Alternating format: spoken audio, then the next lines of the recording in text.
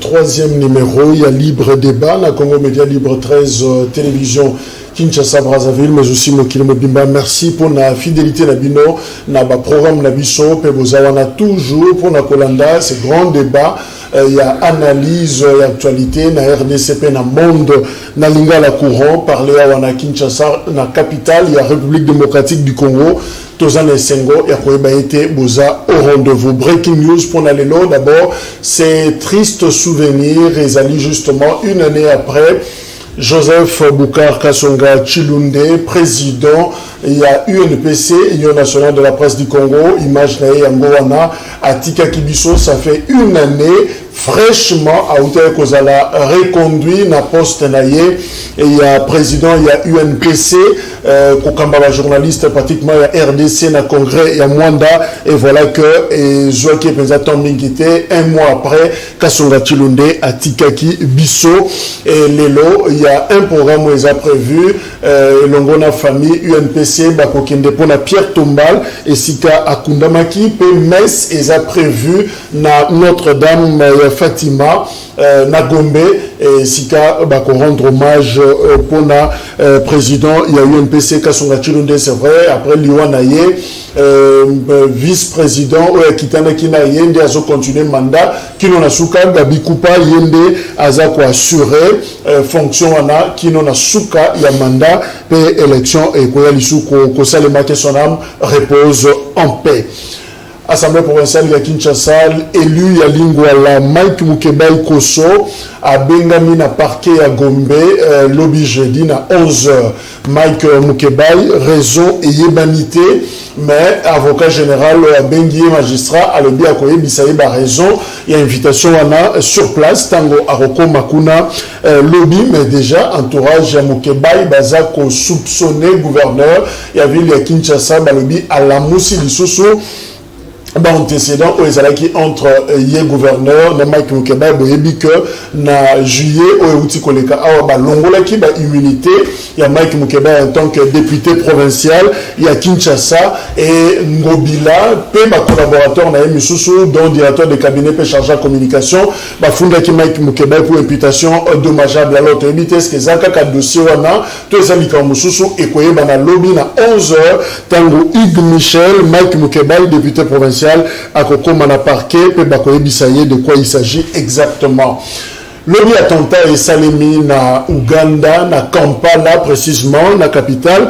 Alors, kuna balobi, ezaba ADF. Selon porte-parole, il y a la police ougandaise, à lobby que ezaba ADF, il y a République démocratique du Congo, nde baké confère sauter deux explosifs, deux bombes, na kati à centre-ville. Alors, bilan, eza Momoboulou, parce que Ebomi Batwebele, 6 morts, dont 3 kamikazes, Koufi, 33 blessés, plusieurs véhicules endommagés na Kampala, attentat Oyo et Salimaki na Mokona Lobby. C'est vrai, il se pose un problème, il y a conjugué l'effort au niveau, il y a sous-région et Grand Lac, justement pour la riposte moko commune na Italie, ADF, mais aussi tous ces groupes armés au Bazako Salamoussala na région, parce que ceux qui Lobby que ça ADF, il y a RDC, Bisobe Koto, tant que Inde la Kabiso, Toloba Keza ADF, il y a Ouganda. Alors finalement, tu as évité ADF, wana. Baza ya nani exactement. Alors ils aussi dans tous les pays il y a région ba tchama maïle na bango ba tchama kasi na bango pour na ko longa justement situation et sécurité aux ko orangé sous région et quand la 13e prorogation état de siège ba ko discuter ngo lelo na assemblée nationale plénière ezali alors ba député ba ko kutana bata la soki ba ko ki ko proroger ou pas pour la 13e fois état de siège dans Nord Kivu pe na Ituri. Voilà les quelques annonces tous qui il y a Kopesa Nabino Angwana, Jérémy Njoku, Azana Biso Elongo, il y a Zali d'ailleurs nouvellement désigné comme Mokonzi à jeunesse, il y a ATD, parti politique, il y a José Makila Soumanda, la KTFCC de Jérémy Mbote. Mbote mingi ndeko Jacques, mbote mingi na bandeko baza kolanda biso bisika bazali, mbote mingi na bako débatteur na ngai, na ko profiter pour na ko remercier mon autorité morale qui est l'honorable sénateur José Makila Soumanda.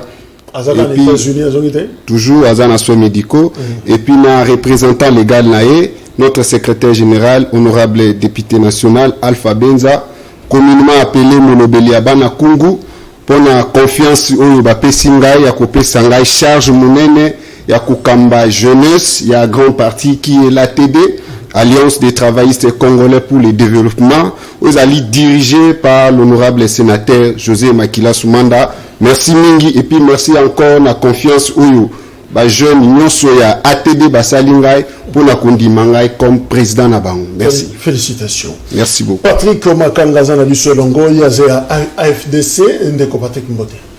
Mbote mingi ndeko Jakalonji, en tout cas matondo mingi na invitation na tongo ya lelo. Et puis surtout que Zamba Nanga Liboso, na chaîne est très suivi. En tout cas, je dois jeter Bruno ba fleur sur ce point-là. Merci. Et puis Mbote na ba différents co-débatteurs na table oyo to banza été masolo na biso ya tongo lelo ko zalande mingi pona ko tonga. Pona ko sala été mboka na biso ezala susu malamu mingi ko le kao ezali lelo parce que toza na mboka moko il y a ba enjeu mingi et puis na pesi mbote mingi na population, l'ensemble de la population congolaise où evandi na ba itando ike pour na kolanda masolo ya tongo alelo. Claude Ngoma, il y a nouvel élan, il y a Adolphe Muzitope à Zongeli Bisso après quelques soucis à santé et déranger qui voilà à Zanabiso on a de Claude Mbote. Mbote mingi ndeko Jacques, Mbote na ba co-débatteur na ngana plateau et que nouvel élan se porte à merveille.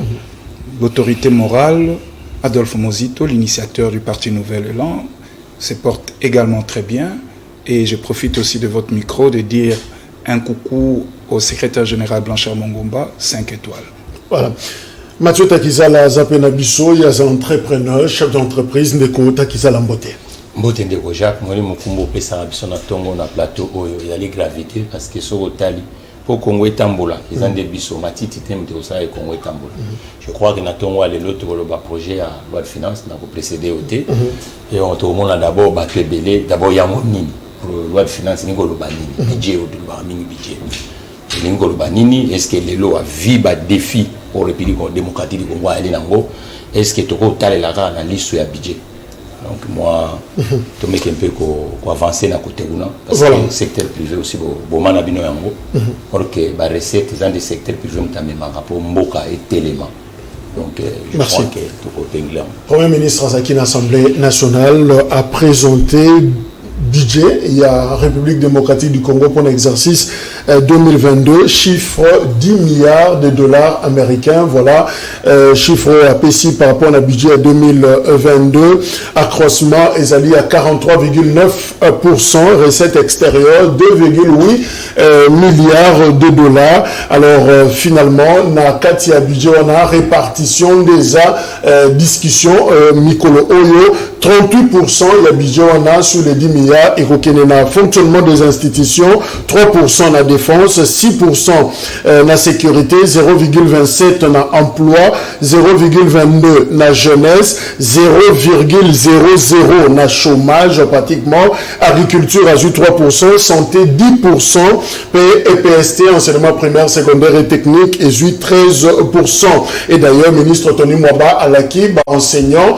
il y a primaire que na souka en décembre, soit prime, prime il y a gratuité, donc on a enseignant parce que faut même moi sachez moi ça qui est bien parce que prime ezali en dehors il y a au bazwaka bakoba qui c'est la bango et ça annonce et outil pas ministre de tutelle. Alors finalement est-ce que le budget Oyo Eza a même il y a qu'à changer mboka na biso, il y a qu'à même bolamou il y a peuple congolais. Est-ce qu'on peut lire le peuple d'abord na kati ya budget Oyo ya 10 milliards de dollars? Voilà la grande question Oeza ko tunana et pas na biso yango. Alors tobandi na ndeko Claude. Tant d'apprendre, c'est vrai que Adolphe Mozito, c'est un spécialiste à Biloko Wana, il s'est manipulé, parler des chiffres, surtout Makambo. Il y a budget. Est-ce que réaction a déjà Ezali par rapport à 10 milliards de dollars Oyo, Samalukonde à Mokitani Naye, na poste à Premier ministre, à auto-présenter dans l'Assemblée? Oui, très bien, Monsieur Jacques. Awa, Esengeli, Bakongomani, Baye Beloko Moko. D'abord, le budget Oyo Tozo Solo Lanango Lelo, Topé Oeza débattu na loi de finances na niveau de l'Assemblée nationale, Ezali budget ya gouvernement central. Okay. Et avec budget ya Mbokate. Parce qu'aujourd'hui, la RDC, c'est un pays sans budget. pour que to kokakoloba lelo o etali développement ya Congo et sengel na biso to intégrer ba budget nyonso ya ba province. C'est l'ensemble du budget ya ba province nde ekoya ko ça la totalité ya budget de l'État. Mais ici il ne s'agit pas ya budget ya l'État. Yango kozo remarquer na kati ya budget wana mingi ezali ba enveloppe salariale na fonctionnement. Développement la qualité. Donc, comment Congo est qu'on s'est développé? Or, le Congo est un pays à développer dans le pays. Parce que ceux qui ont PC d'infrastructure, moyen de parler de développement. Parce que l'infrastructure, il y a comme ça le développement, il y a un boka. Mais, pour tout le budget na biso ya mboka, et sengel na biso, tout le budget, besoin de la province na biso. Tout associé yango, tout ça, le budget de l'État. Maintenant, oyo tout ça nango lelo. Et ça budget à gouvernement central, c'est comme aussi au niveau assemblée provinciale. Ils ont intégré la province. De même aussi au niveau de la province. Tous en assemblée provinciale. Bazan a budget na bango, ils ont budget à province. Donc c'est ça maintenant le problème. Alors et c'est na biso to ko biso nyonso ko vanda total ndenge ni tokoki ko doter mboka na biso na budget o to benga budget de l'État. Pambati o eza budget à l'État te. T'as la répartition à 10 milliards na bango. Balobi 2.5 et dans la mobilisation des ressources extérieures. Il y a Libanda. Na kati ba mobiliser 7.5. Mais t'as la 7.5 milliards na bango, n'est ba répartir en go. Donc déjà 38% nyonso et qu'un fonctionnement. Na ba enveloppe salariale. Donc maintenant le développement ils été d'où même le peuple d'abord et vous alaté. Pourquoi? Parce que tu as déjà d'institutions en Momoko, ils ont lié à Mossolonion. Santé Batiboni. Voir même na o bango moko ba obeta lelo tolo. Gratuité, cheval de bataille na bango. Bati combien? Donc ça pose déjà problème. Na niveau on a déjà ngana kolobake voir même yemoko premier ministre Sama a promettu à Kabiso que voilà, il faut 12 milliards chaque mois, chaque année. Donc tia si ça 5 ans et 3 ans et al nako de Temboka. Donc comme un gouvernement central na 36 milliards. Donc en raison de 12 milliards l'an. Mais bêta maintenant en Chine, 10 milliards au bango bâti. Soit PIB na biso. Ozo monake, ezo cadreté. D'où moyen soulagement n'a pas si la population et ça passe la population ça la soulager zaté. Donc pays na biso tokozala kaka boye ko patauger sur place.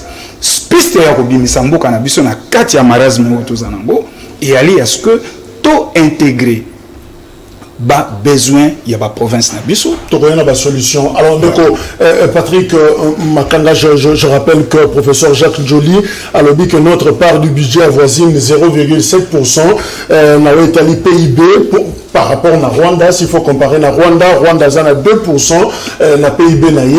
Est-ce qu'on peut lire total na kati budget oyo on na ba séquelles ba signe ya développement ba signe ya intention volonté à changer mboka? En tout cas, ce qui est vrai de Koja Kalonji, de par la volonté déjà exprimée à gouvernement au Samalokonde, nous avons vu que c'est parce qu'il y a un détail au bateau, il faut qu'on insiste en parce que toujours bétali sur le budget 2022, en même temps, ils appellent un projet à loi et à rectification. Et projet à loi à rectification à budget 2021 qui doit maintenant être revu à la hausse compte tenu de la performance de la régie financière et salaki. Et puis, compte tenu aussi à l'augmentation à cours de la matière première. Donc, il y a aussi une autre proposition de loi et à rectification à budget.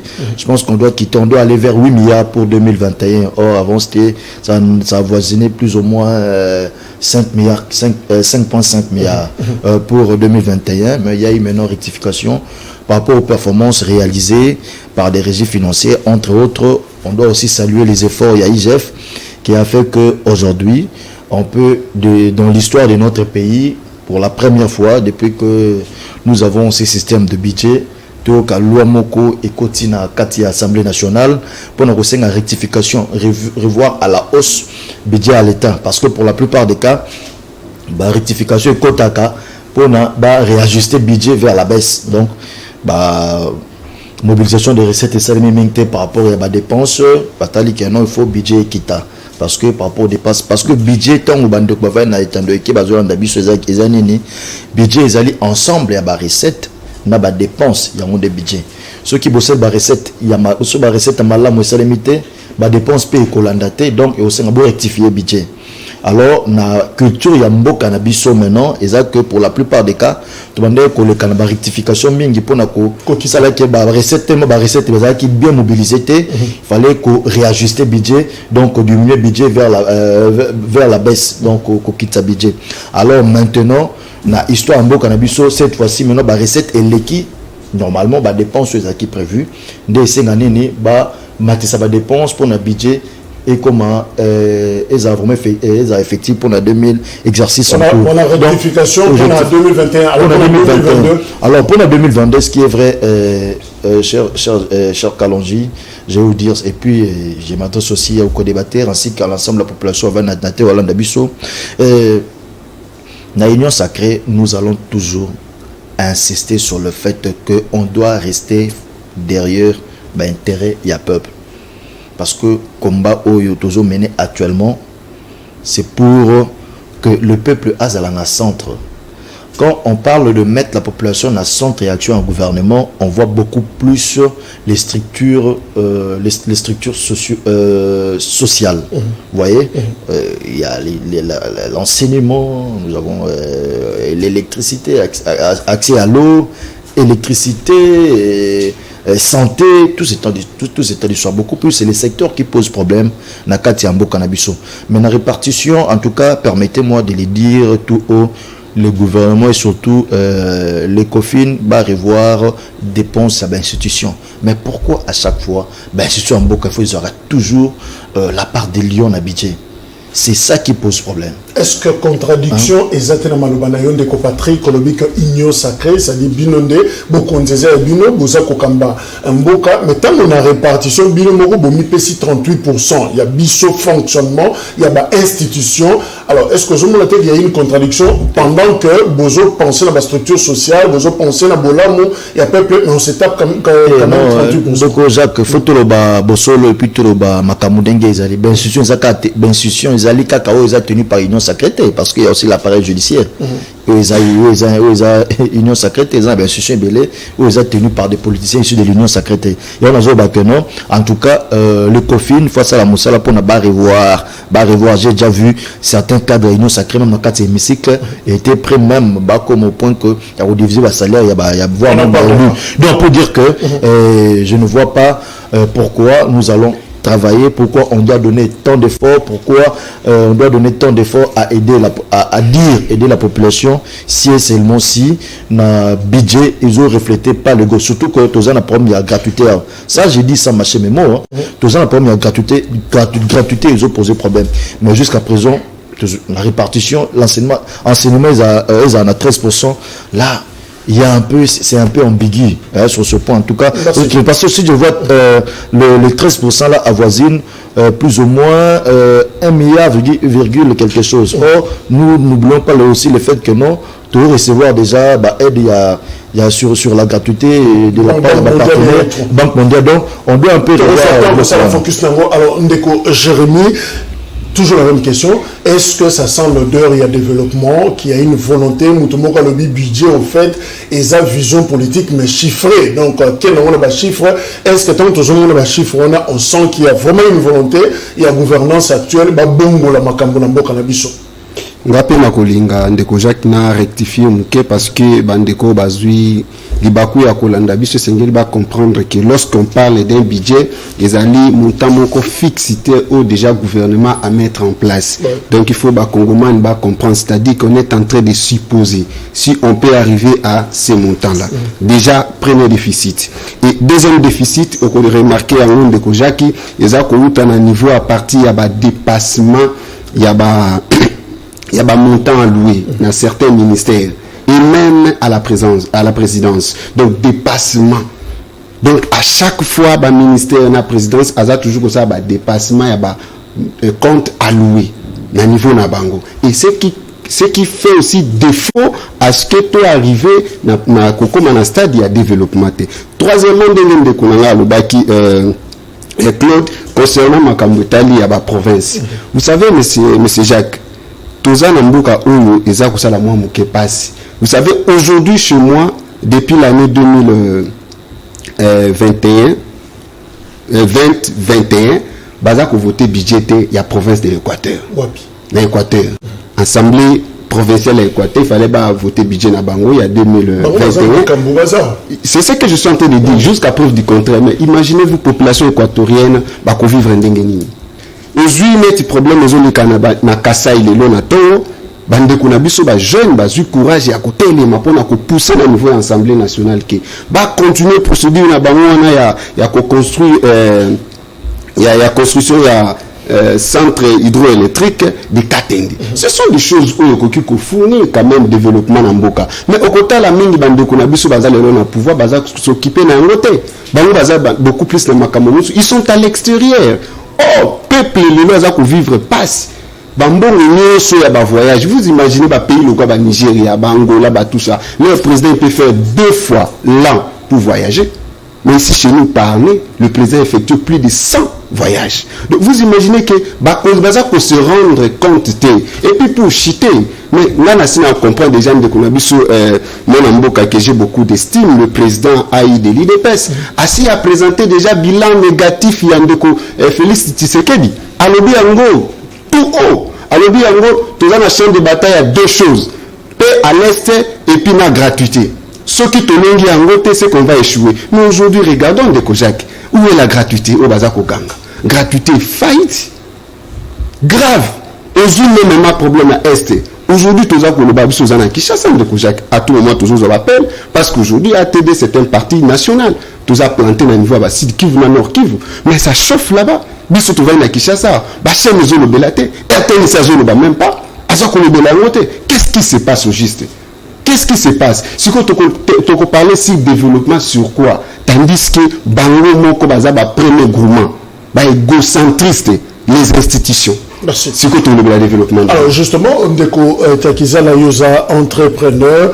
Est-ce que budget au Yozo Monangozo favoriser production nationale? Est-ce que création d'emplois, réduction de prix, balance commerciale? Est-ce que ils ont intégré Nakata Biloko Walanyoso? Je rappelle que chômage ESA répartition, Bombeli Ango 0,00%, agriculture ajoute 3%, santé 10%, jeunesse 0,22%, emploi ESA 0,27%. Est-ce que ESA de nature il y a même développement, changement qualitatif na Katia Yamboka?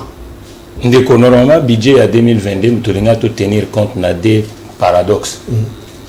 Le chômage de masse de la République démocratique du Congo et la crise il y a 2020 sanitaire. Outil n'angambo sanitaire, mais asphyxie économie. Tout ça qui peine en économie à monter. Ça signifie que l'outil productif et ça, 80 ou 100% aux liés, aux consommer, les a d'économie, nous sommes produire. La dette intérieure, et à générer le PME congolaise, il fallait tenir compte. Au Fouta, on y a créé à Bretton Woods, il y a un mais dette intérieure, c'est la politique nationale. Il y a Mboka, politique et économie. Côté à Moutounion sans mouvement, ils ont à peu près 4 milliards d'aides intérieures. La société Belé Kanga Awa, on a fournisseur Moazana Bandun, appelle ça Baba, Banda appelle ça, l'État appelle ça. On a Moutoumon, on est besoin d'ingénieur mécanique, à fournir ça Mituka. Donc, dette intérieure, il y a pas Nyongo. L'État, la société en Mboka, y compris SNEL, le monde SNEL, Babylone sur l'État. Sinon la tiara le clinique pour nous. La tiara paie les idées. Donc banyo se marana budget. Mais la lobby budget la lobby ensemble de dépenses. Surtout dans n'engue na biso entreprise budget za autobé un chiffre d'affaires. Au compte viser chiffre d'affaires était ceux qui va frais fixes exact. Quand la liboso ils va frais fixes. Donc faut tenir compte na futa salaire boni. Na futa impôt boni, na futa la publicité boni, na futa la crédit aux sociétés azana boni, na futa la loyer bipa ba bureau na ngeza boni, ya mo benga ka budget na niveau ya mboka. Chiffre d'affaires donc au lukaye na élément principal ba dépense auto bengi ba frais fixes. Mais maintenant parmi ba dépenses ya mboka première chose chômage de masse. Tout le monde parle de l'éducation dans ce pays. Mais on ne peut pas soutenir les politiques d'éducation lorsque les ménages sont faibles. Éducation, société, nous sommes modernes, à la classe sociale. Oga, les aisés on te benga ba bourgeois okoyoka la classe des milliers on te benga la classe moyenne ou la classe ouvrière mais la classe on a mis sur la Congo quasi inexistant parce que culturellement moi on a bourgeois attends on livre mon côté dans moi on a ouvrier sauf l'éducation d'abord les familles mais lorsque famille est la revenité tu basé dans cana école parce que l'éducation on créer à deux vitesses moi on a outil classe azongi na ndaku bible livre ezate et a rotia libumu ezate mate ya nyonso ndeko Jacques et puis l'éducation c'est tout nous soutenir et puis subvention et éducation bakenda ko compenser le ménage faible mais l'État ne peut pas se composer uniquement au ménage faible. C'est le cas de l'appui démocratique du Congo d'aujourd'hui. 3/4 des ménages n'ont pas de revenus. Et puis, crise il y a budget, il y a fonctionnement. Mais en dehors du budget, il y a plan pour réajuster l'économie de Bango. Mais Bino Boza a déjà chômage et c'est Bomimboka. Outils productifs, nous c'est Bungi. Infrastructure absent. Mais nous, et puis emploi. Et l'on va les bosser des hommes au Congo. Pour corruption, ils ont la c'est le parce qu'emploi est athée. Bon, ben, dans le salaire, on est décenté. Parce que fonctionnaire de Jacques, pour mettre sa salaire, il faut que ce secteur privé, tous les marché. Parce que vous avez un impôt, na taxe. Pour l'État, ils ont des ressources à ça. Soldats, na policiers, na enseignants, na administrateurs et à l'État. Mais dans le secteur privé, vous payez au Congo. Vous avez un poste d'investissement d'investissement sur les nations. Na poste de création, parce que le taux de chômage, 85%. Informel, 85%. Donc, des ennemis à Congo, tu peux menacer à 2%. 0, même pas 2%, 0,27%. Merci. C'est extrêmement difficile. Sans plan de relance, sans enveloppe pour avoir un plan, parce que le Congo a connaître la crise et délai, ça sera extrêmement difficile. Tout ce qui est la rectification na palais de Lingwala. Balongo la 38%. Merci. Balongo la 38%. Claude, tout ça la focus sur la sécurité. Nous sommes un pays en guerre, nous sommes un pays où l'armée n'est pas équipée ni habillée. Comment pouvons-nous créer les conditions de notre disparition en tant que nation? Jacques Njoli, Bialobiango, député national, il s'est simplement rendu compte que Mbongo Oyo, un pays, à la guerre, à la bitumba tous les jours, 13e fois prorogation état de siège, mais a réservé 3% justement pour la dépense. Professeur Jacques Njoli, député à Lobi, nous sommes en train de créer les conditions de notre disparition en tant que nation. Mais le professeur Jacques Njoli, il a parfaitement raison, Dekonanga Jacques. Azan a raison sur toute la ligne. Et c'est l'absence d'un leadership soutenu au sommet de l'État. Ça, je le dis à chaque fois. Tant que vous avez un pouvoir, mais programme n'est pas les notes ont bêta prorogation, na budget. Mais tant la réponse à Bango Moko Sigaba, bêti li bako. 3% na l'armée. Mais pour basala nini, bakou fato basala nini. Même trahison et kokota na l'armée, pourquoi? Parce que basala ba condition malamute de konangai. L'armée veut dire organisation. Et awa et lo que sengela kito sala ezalini. Kokenda na ba réforme de fond. Pour que l'État a koka kozwa mbongo mosolo o ekokipo assiette fiscale neza la costaud azana na moyen ba politique na yi. Chaque secteur est dans la politique na. Les autres zolobela l'armée. Mais dans la modèle armée na bisuzani mon cher ami. Et que aujourd'hui l'État congolais n'a même pas les moyens. Il y a conformé par unité spécialisée pour bakende kobunda neti bantitero. Makoki wane réalité. L'État congolais a cette l'icanicité il y a conformé par garde au bakobando ko battre la frontière na biso. Ba unité yasika. Bazali takunate. Pourquoi? Parce que au lieu qu'on vende dans la carte ndako, on s'imprègne ndako ezotanga wapi. Moi mi comportement les andengeni. Ba ko vendre dans ba condition ni. Yo kunozate. Ozate. Et puis, bato union sacrée, comment diplomatie agissante. Mais mon cher Yali Mawa, tous ces voyages ici, ils ne nous ramènent que des cacahuètes. Mais le Congo pour se développer, Ali a besoin de 750 millions. On a besoin de 1 milliard. Le Congo aujourd'hui a besoin de 50 milliards pour que la politique ait de grands travaux. On a des budgets photos en Angola. Voilà. 10 c'est un côté. 10 c'est le côté. Et ça cacahuète. Pourquoi j'ai dit 50 milliards de dollars? Pour que Tshisekedi a Koka pour relancer maintenant au projet, il y a de grands travaux. Et que ça, c'est que fonctionne comment? La province n'a pas nyonso et a doté l'infrastructure. Au Koya comme on a maman à ça mon kalanae andunda mitano les nzele koti tina kati ya mboka a commencé l'hectare. Pambate a kokate langanae journée mon qu'on a pourquoi mutu kebimisi yango. Développement de yangona misale ko yi ande wana. Et na kati nango tango l'état ko banda ko prélever ba taxe na ye assiette fiscale n'est que comme costaud. Et quoi que ça là que na niveau il y a fonctionnaire de l'état bon nous aussi l'état en a makoki a kotinda bango na retraite ba jeune basa ni bakota. Pourquoi? Parce que secteur et emploi et zaneti pipe il y a deux madoussou. Au côté à wapo bima en retraite. Jeune asile c'est que là c'est à côté. Ndé ça la marabongo. Mais le long na 4 wana za okanga. Donc moyen ba jeune ba ko silisa que là c'est ba zo misala et ba zo bimate. Pourquoi l'état zani na mbongo te ya kotinda ba koko wana na retraite. Les noms sont fonction publique na biso. Sur 100%, 90% baza déjà candidat à la retraite. Et que les noms na lobango ndeko na union sacrée za soka contredire ngate. Tu sais que dans ça 5 ans, na 5 ans na otiki la biso 10 millions de chômeurs.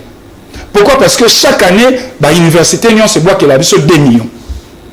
Et donc il y a le la panne politique qui a emploi exacté. Voilà.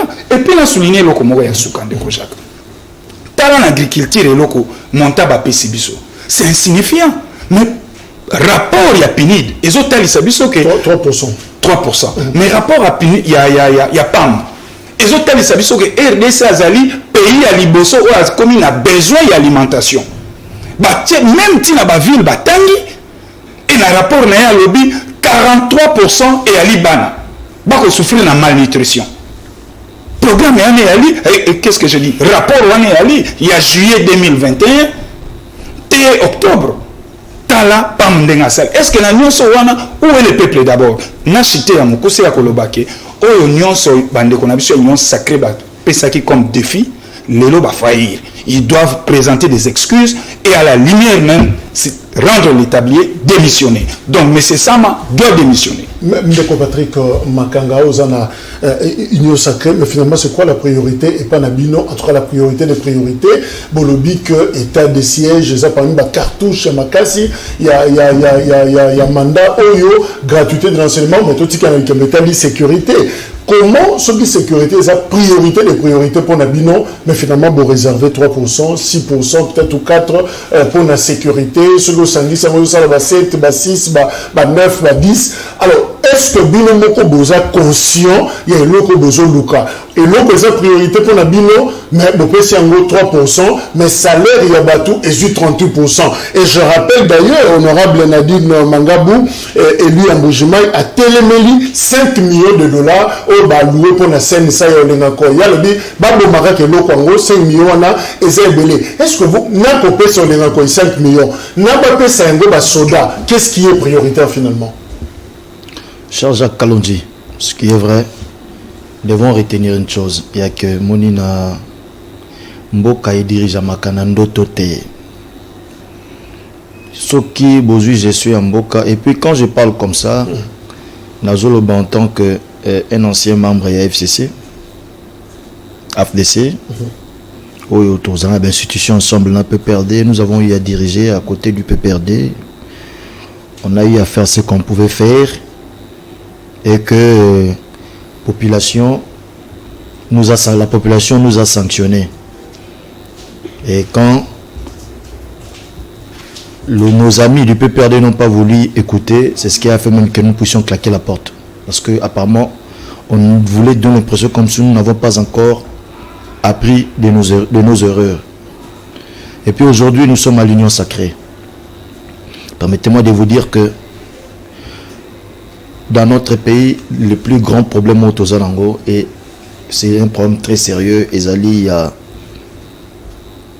charlatan dans la opposition. Vous savez, dans des états sérieux, ceux qui osent en gambi opposition, osent la mutumorote ya kolobaka makambo lorotana balabala obi otangi na livre yo lobby. Mais il faut d'abord s'imprégner de la réalité politique qui a pays Nabino. C'est quoi la réalité? Raison pour laquelle, écoutez, raison pour laquelle au monde, à ce que par exemple appelé le roi de la France, mon opposition, azana projet naïe, oyo, abonder la cause va pouvoir pour mettre en place pour nous que Mboka Ekende, tout en tenant compte de tous les paramètres. Brozana budget à 50 milliards, Brozana budget autant de milliards, mais nous avons assisté, c'est surtout ce qui m'a étonné le plus. Et je m'en ai quand même, on a des gens avec qui on a eu à diriger ce pays, surtout du nouvel élan. Dekomuzitu nous a laissé avec quel budget de l'État pour qu'aujourd'hui 50 milliards est comme possible. Non, ne devons pas rêver. Ne devons pas nous étaler, se bronzer sous le soleil et dire à la population des choses qui ne tiennent pas debout. Tout ce qu'on a là avec avant le gouvernement Samaloko Ndeya, on a budget à 5,5 milliards de dollars américains.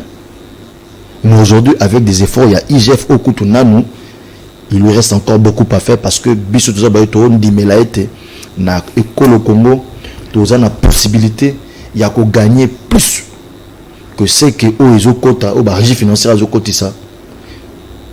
Mais au moins, déjà, dans l'action IGF, tu constates que le budget a déjà fait un pont de 43%. Donc, pour dire que Ezana Moussala Moko de Jérusalem. Donc, pour dire que Moussala et Salemi, par rapport à la bataille. Maintenant, d'un côté, Moussala et Salemi, il y a 10 problème, mais ça n'a réparti. C'est quoi la priorité? N'entame ya propos na mayobalanga les bandes vers ça qui t'a ngai na sengi na ba représenter un peuple basé dans la commission Ecofin ba insister sur ba priorité ya population congolaise parce que pour ngai ça n'engage que moi la banza été ba institution et ju mwambongo mingi koleka ba partie sensible au biso ino sacré photo porter yango parce que ekozape pa ba élément eko constituer bilan na biso na mikolo mizali koya. Mais je veux comprendre moi subtilité moko wana. C'est vrai, le député il faut rectifier. Moussala Bazan parce que le ministre Ozonga jeudi. Alors le grand problème les amis, comment gouvernement et warrior, gouvernement est essentiel pour porter vision wana, bango côté on va travailler avant bailler pas ba député. Si priorité les lots comme sous que en principe c'est la priorité et on attend maintenant la rectification il y a député. Est-ce qu'on peut se dire que déjà dans la proposition la projet au gouvernement c'est pas un gouvernement qui porte le peuple non n'allons pas trop vite dans des conclusions parce que tu es situation en cannabis nous avons hérité des passifs nationaux d'une manière générale. C'est comme Mobutu a hérité de l'indépendance, de la situation avant l'indépendance, ou soit juste après l'indépendance.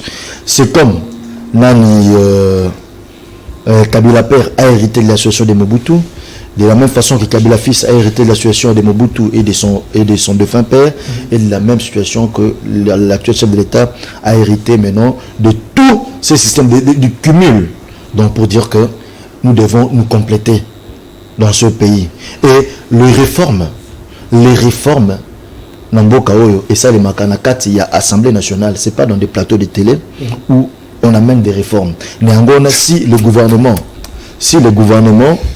n'a pas pu voir clair sur ce point-là, moi je pense que l'Assemblée nationale peut faire en sorte que les choses redeviennent normales. Nous, à l'Union Sacrée, permettez-moi, je ne serai et nous ne serons jamais des fans club du système, mais plutôt j'aimerais aujourd'hui dire que nous sommes prêts à être des fans club de la population. Merci. Quand les choses ne marchent pas, quand les choses ont tendance à ne pas aller dans la bonne direction, en tout cas, nous sommes les premiers à hausser les tons pour que les intérêts du peuple soient au centre. Merci. Alors, Ndeko, Jérémy, on a bango combien? Armée, tout ça, on a battu combien? Pour que tout le la bango paiement. C'est vrai, je ne suis pas fort, peut-être dans chiffre, et ça, spécialité, mais dire par exemple en fermant les yeux, na mbongo, tout ça, na 10 milliards de projection, tout ça, tu peux ça armer 10%, 15%, 20%, parce qu'on considère que la sécurité est sa priorité à Mboko Nabiso. En fait, on va souffrir le nid. Ndeko Jacques, excusez-moi, ce que l'on déjà dans le budget répartition Bassali à 3% pour l'armée, cela prouve aux yeux de tout le monde que le gouvernement a en considération te lit oyo banambo kabandini bakufa pona ekolo. Esengeli bandeko wana pe bayeba yango. Parce que ce qui te lingi to zonga na bakati ya ba répartition na ndenge enjeu actuel oyo bango baza kolobela oyo bango baza ko chanter à tout moment ba prolongation toujours oyo za ko salima pona makambo etali état de siège to linga ki to sentir on a niveau ya ba répartition. Ça c'est de 1. Et de 2, ils sont aux alliés à peuple kuna population ya est baza ko senga changement ya équipe aux alliés ko diriger ba militaire baza na est. Si les réseaux ça les matin, qu'est-ce qui se cache au-dedans de tout ça? Qu'est-ce qu'il y a au-dedans de tout ça? Tu veux comprendre, va expliquer peuple. Peuple a lobby, bon changer biso ba dirigeant et armée ou bazali awa ba wimela awa. Bon tia équipe ya sika. Le gouvernement central les ça latin. Tout ce que peuple demande est talibangote. Tout ce que bateau baza ko mouiller maillot pour l'école est talibangote. On est talibango, ils allaient intérêt na bango. Ceux qui balobi intérêt na bango, il y a au moins 38%. On a des intérêts na bango ici ko bango bazali. Parce que na 4 000 à 38% de gens ne bana ba salaire, mais là il y a des salaires maigres au cours là. Il y a des salaires maigres na 38% on a. Donc nous sur 38% on a grande partie na yo que na ba institution na bango ko na ba ministère na ba présidence. Et fini. Peuple azako continue à souffrir. La colinere bisande kunanga ya union sacrée. Vous devrez savoir une chose que chers amis, il faut éviter ya ko salaka rétropédalage. Bosuzunga toujours sima, bozolo bono Mobutu, Kasavubu, Kabila, tout ça. Jusqu'à quand? Vous voulez nous dire que le président Félix, avant d'entrer au pouvoir, il ne savait pas tout ce qui se passe dans la République démocratique du Congo? Un président n'hérite pas. Un président assume ses responsabilités. Parce qu'il savait, avant d'entrer, il savait des attentes aux Azaki, aux Alaï Kozélé pour qu'il atteigne au pouvoir. Il pouvait dire non, je démissionne, non, je ne vais pas. Mais s'il s'accroche, il est responsable. Arrêtez de citer Kabila, Lumumba et tout consort. Il doit assumer sa responsabilité en tant que garant de la nation. Il doit être responsable de tout ce qui se passe aujourd'hui.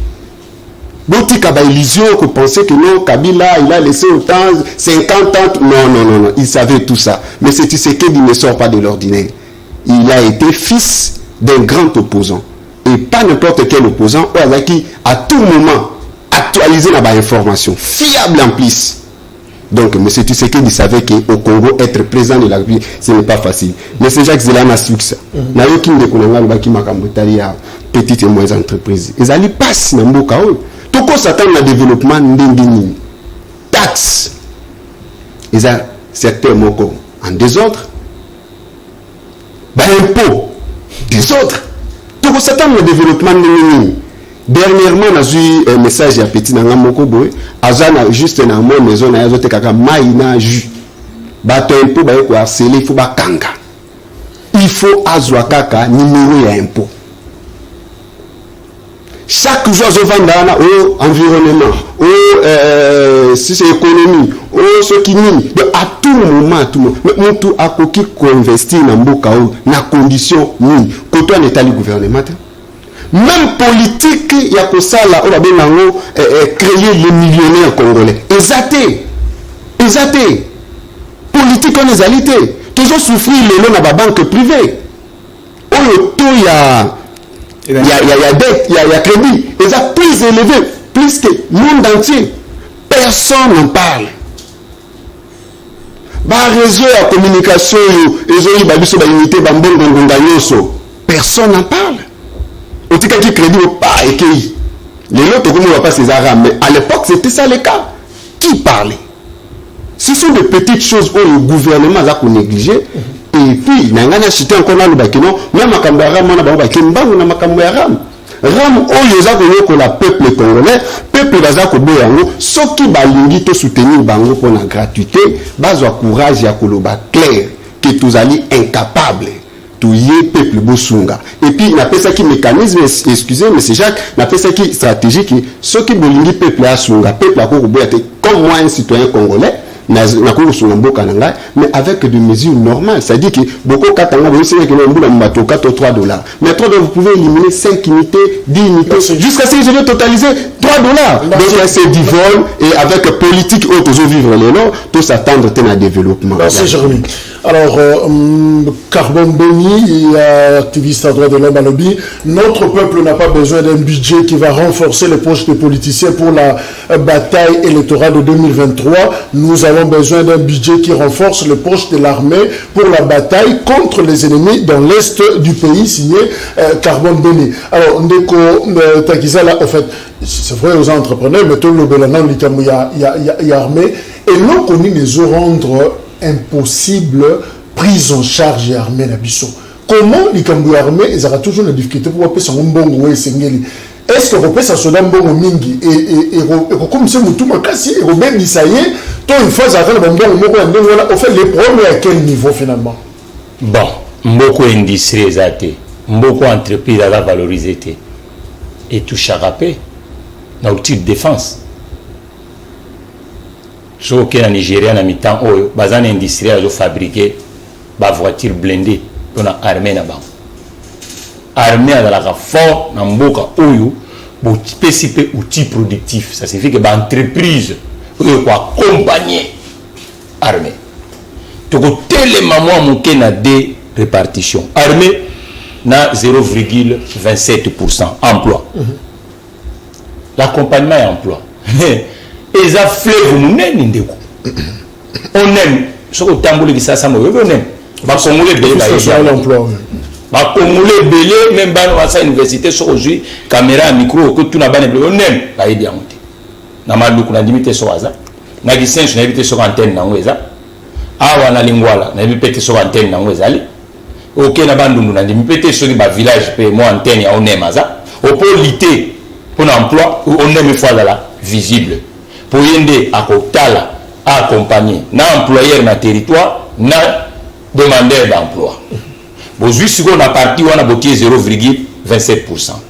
Après pour tes emplois ezala ligne de crédit aux entreprises dans la période de crise. Ligne de crédit aux entreprises. Parce que l'entreprise va se perdre le chiffre d'affaires. Baza ko tambulate. Mais lorsque ligne de crédit ezate, ce qu'on yo au financer à mendingi. Parce qu'il faut ligne de crédit aux entreprises. Et là, au Congo, depuis 73 ans, l'entreprise les a financées. Si vous avez une société, vous avez une métier et une gratitude. Banque ni mieux aucun. Nous connaissons une émission qui dans la période de crise, ils ont des dispositifs économiques à utiliser. Monétaire et budgétaire. Monétaire, il y a un taux d'intérêt. Mais taux d'intérêt à banque et bandakana taux directeur à banque centrale. Tout à fait. Tant que vous avez une crise, il faut toucher les vieux wana. Na budgétaire mpaku ou doit assouplir pour quitter ici pour permettre que na ménage na ba société va avancer ou bo salini l'augmentation des dépenses publiques. Augmentation des dépenses publiques na crise de la ranine, les grands travaux ou le plan de relance. Voilà. Pour toucher Moutounion, secteur Nyonso. Mais nous avons besoin d'un chômage de masse. Emploi, qui est 0,27. Ce que vous avez d'emploi, pour renforcer la capacité dans le secteur étatique, il faut le secteur privé actif. Mais ce que le secteur privé, dans la jeunesse, vous avez que 65% de la population est jeune. Mais pour la jeunesse, petite enfance, Magamounio Tsowana, Bokiramoni, tout ça attention à la stade, la RDG les a sous-soutés, la bibliothèque vous a raté, 0,22%. Mon cher, Atayo Moko. Tout ça la paix chômage, dans la place est assez. Chômage, 0,22%. On dirait la les chiffres. Donc, à un moment, l'économie est la agitée, mais elle a formule pour bien gérer et pour partager Montou, Azwa, Champ et Okende. Je crois que l'armée Nabiso, la période, et puis sécurité de Gojak, l'insécurité est balagachelle la territoire au Baza occupé. Vous comprenez? Le lot manque à faire. Manque à faire. Il y a un moment que bandeko ba ADF ba ça kuna ba rozo ba petit na biso ba côté na zamba ba droguer bango ba sali ba blonner tout ça. Oh poto to pesa armée na biso kimia il faut to luka d'abord moni ba case misato ya se oyu. Et dans la range chômage jeunesse na employabilité ya ba congolais. Tant ba baza occupé ba to la ba produire valeur. Tant ba produire valeur et qu'on permettre que to compenser armée na biso. Merci. Merci. Mais sur le tellement actif, on a le lobby boyen de Jacques. Pardon, s'il vous plaît. Il y a 38% au you. Balungulango bâti à moitié à 18%. Il y aura solution. Moi, je vois 20%. Il y aura solution. Jean-Marc Kabound. Toyokai. Monsieur le Premier ministre, en ce qui concerne le fonctionnement des institutions, vous y avez alloué 261 milliards 532 millions 945 588 francs congolais. Nous vous proposons la réduction de 30%. Nous devons accepter qu'aujourd'hui, ce qu'un ministre touché hier soit divisé par deux. Nous devons accepter que ce qu'un député touché hier soit divisé par deux. Ce n'est pas du populisme, je suis sérieux et je sais de quoi je parle. Claude Ngoma, Bakitisa, salaire et ministre, ceux qui vont dire que député peuvent avoir un salaire na bango, ceux qui peuvent avoir $10,000, ceux qui peuvent avoir 7,000. Bon, moi, je le besoin pour éviter le niveau de mais bon, mais ceux qui ont 50%, c'est-à-dire pratiquement 5,000, et ceux qui ont 30%, je ne sais pas combien. Est-ce que ça a une des solutions, réduction et train de vie? C'est vrai, un débat, si on a des réseaux sociaux, non, le problème n'est pas là. Je crois que c'est Sanga, le Bayango, Batobele, Balobayango, Jean-Marc Kabounda, Outsoloba. Il y a même une vidéo exacte année passée, en 2020, je crois, Jean-Marc Kabounda avait tenu un autre discours, au code de gouvernance, pour revaloriser une mission parlementaire, chef d'État, la Caille Bango, que Mbosso aïe pour la cause de sa santé, il y a des députés, il y a des lango, Maboko, donc normalement, il faut avoir des palissades. Mais tant que vous avez idée, quitter sa salaire, le ministre, quitter sa salaire, il y a des députés. Est-ce que cette solution, ça peut avoir de l'influence, incidence sur le budget Mboka? Bon, ils ont vraiment l'influence, mais même mon repère Jean-Marc Kabounda bêti toujours mon panzi. Pour le lot soulager la population à la soulager n'a pas signé. D'abord taille, il y a gouvernement il faut la diviser par deux. Gouvernement wana zotala wana 50 et quelques de ministres ya Moussani. Pourquoi ne pas tous en a 18 ministres? Au lieu que le portefeuille nous soit éclaté à 3 parties pour satisfaire les appétits politiques, il y a c'est bien de idée géopolitique. Nous déclarons pour le gouvernement. Et nous t'avons Jacques. Ah, tu as un problème moko. Pour me que chaque province a représenté le gouvernement. Parce que biso nous sommes mboka moko. Il y a une solution à biso nouvelle là. Et c'est le gouvernement, on est à 18 membres, 18 ministres. Pas question de train de vie à mi tout kabacher, bah jeep pour aller $150. Il y a mon sani. Bah qu'il ne va pas baba Renault Safran, parce qu'il y a une crise. Bah son baba Renault Safran, bah son bami tout kabacher. Également avec les députés. Quand bah t'es sur le tali, même t'es basé bas salaire à moi bah divisé. Mais qu'on résoudre nini. N'azongi ana mukuse pongongeke ina sala économie à minute. Tozo palissade. Tous on s'en va ici, tous on peut s'en battre. Pas ça on t'a battre. Bali on a pour la biso. Tous là qui awa na Kabila le père. Un ministre roulé avec quoi? Un Renault Safran. Les députés là, bah ça va rouler nani. Donc c'est ça un peu. Quand vous avez tout cas ya boy. Okamati yomoko na charo automobile ya yemoko chilombo. Beta machine a mis tout ko nyonso zawa. Nyonso les train de vie en boka. Ba institution 38% ya ngwana na kati. nazonga moke pona silisana longolelo ko ndeko nanga utako loba ndeko nanga lobi que ce n'est pas sur un plateau de télé esika ba ka osaba réforme mais ndeko nanga namoni que bino nyonso boali na Corbière boali na kati ya Corbière direction vers cimetière ndeko Jacques oyebi soko za na kati ya Corbière ndenge nyon sacré lelo na chilombo ba na kati ya Corbière soko zo ka makelela bato libanda te barango komi mukufi okomo wei ba okendo kundayo pamba te population kolela bango bazate population zo ganga bango bazo yokate donc direction tout droit cimetière 2023 to kundi bango masole sili mais ndeko nanga lero ko régner awa aspect ya réforme mais beaucoup sont mosolo ndenge nini ndeko nanga beaucoup mobiliser ndenge nini pour mobiliser faire les canaba réforme chaque secteur il fait les cas encore que plus ya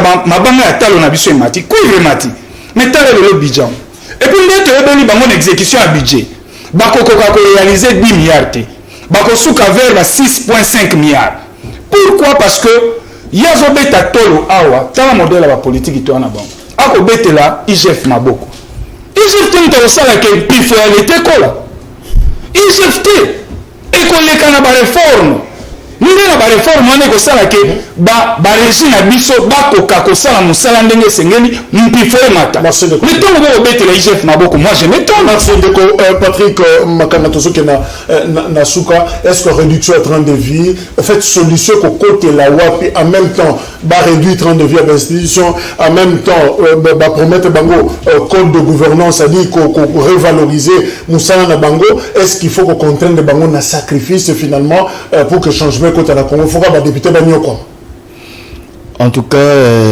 ndeko Jacques permettez-moi nous avant répondre à préoccupation na yo na me camper ko élucider de baba na lopoto moi ba bilo mon a constaté il y a vraiment pas très commode hein, vraiment d'abord de konanga il y a nouvelle élan vous savez ngai de par respect et de par personnalité ce qui n'a qui est j'allais me réserver parce que là je m'adresse à la population je vois qu'ils ne sert à rien à Solana parce que d'ailleurs il y a une place morte dans le lobby qui na boy ba réforme dans le lobby qui ba réforme il faut les cas na assemblée nationale na ba ki bongo alors tika na bata na peuple il faut au moins de konabiso il y a nouvel élan à prendre bon moto parce que ba assumant fonction il y a premier ministre na kati ya mboka oyo et la population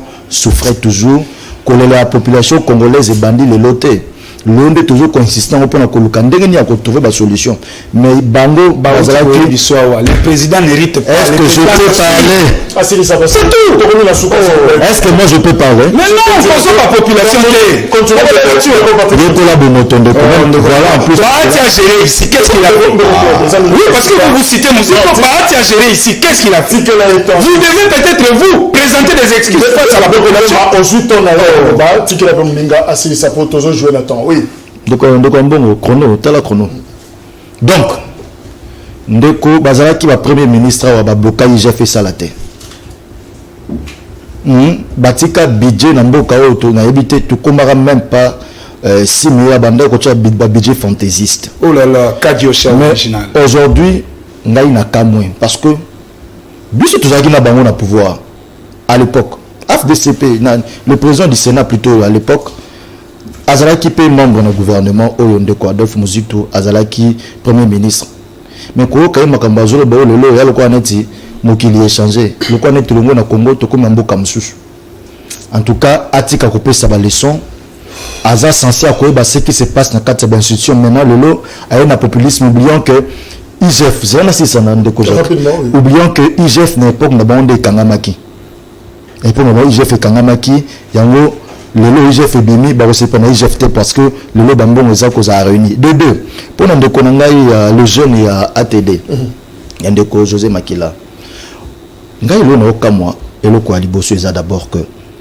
yo ozoko s'étonner na ba dépense ya ba institution oublions que ton président de parti ton président de parti a demandé l'argent de soins médicaux 2 fois l'auteur de 100 000 ils ont la Sénat.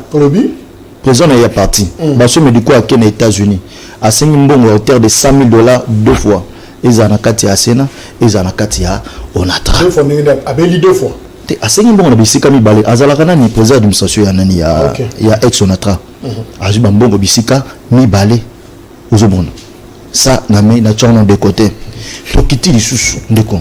Tant on a que le chef de l'État hérite. Mais n'habite ce besoin comprendre on est peut-être très alpoto. Mais tant que yo yé na esika. Babenga on mais o hérité ba héritaka. Il y a un principe babengaka. Mutu soka na esika a hérité. Le chef de l'État actuel a hérité ba passif na ba actif yamboka. Donc ba passif et ça union sur le cas Simanae. Maintenant lui doit s'assumer. Qu'on s'assumer à chef de l'État. Ngai na boyi yangote. Mais le chef de l'État a hérité une situation que lui doit s'assumer pour demain meilleur il y a la population congolaise. Nayango wana, je pense que vous savez, je suis en Mboka pendant que je suis en Mboka. Toi, tu es qui vous n'êtes pas censé à FCC, tu n'es pas censé tenir des propos populistes parce que votre mentor a été et en même temps gouverneur. Vous voyez, l'Équateur, moi je suis 50% de l'Équateur qui n'a rien fait, je te dis bien, rien fait aujourd'hui dans l'Équateur. Nathalie, accordez-moi 30 secondes.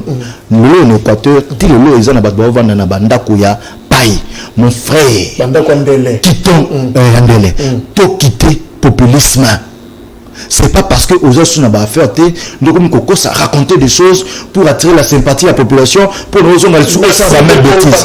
Soyons humains. Il ne faut pas confondre la gestion d'une cabine téléphonique la gestion du pays. Alors je le salut du peuple éco les Kananzelani. Est-ce que formule il y a jamais Kaboun ça pourrait améliorer quelque chose? Alors finalement député il faut travailler pour que pour ministre il y a lobby pour tous un budget se rencontrer makanisi bola mouya peuple, il faut quelle réforme, il faut quelle formule? C'est une petite question qui mérite une réponse rapidement. J'aimerais dire que M. Jacques Pour Kenembangu, les salis à Congo et Koutana peuple congolais d'abord Yomoko, et puis les salis du Congo et Koutana Obabengi travail. Ce qui peuple apprendre qu'au travailler, ce qui peuple atikali na verbiage, ce qui peuple atikali naïf. Il y a une promesse ya lokuta nde yango za kusala kino sali ya peuple ezwa tango yumela mais sali ya peuple kouta tango peuple a telemi aza ko poser ba acte oza ko pousser gouvernement à travailler ba lobi marche au telemi au pays ba lobi to sala sitting au telemi au pays c'est là où sali kouta na musala peuple congolais ce qui a se donné à travail sali ya mboko kouta telemi bande ko lancer yo ça que baza ko tendre mendicité au niveau international et comme tu as constaté on les alliés mendicité au niveau international pesanga ici chez toi tu ne travailles pas sali kuta na manobate sali kuta na musala le balai bloko mukende konanga lobby et puis le président que j'ai beaucoup d'estime le président Jean-Marc Abound vous savez il y a certaines personnes il faut pas bazobaka peuple na niveau wana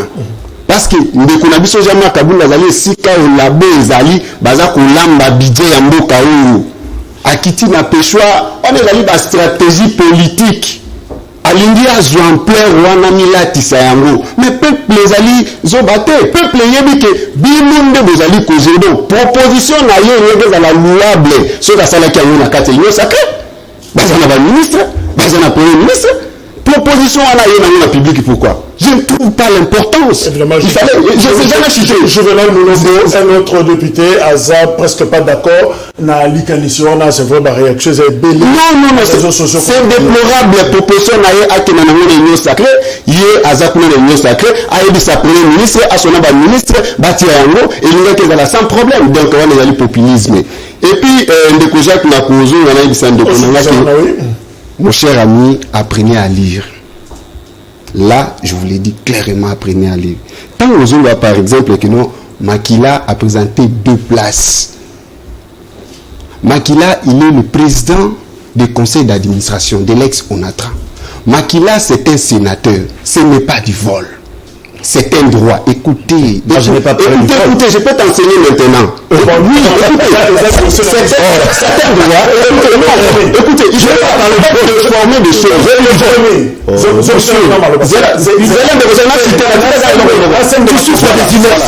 pas parler de...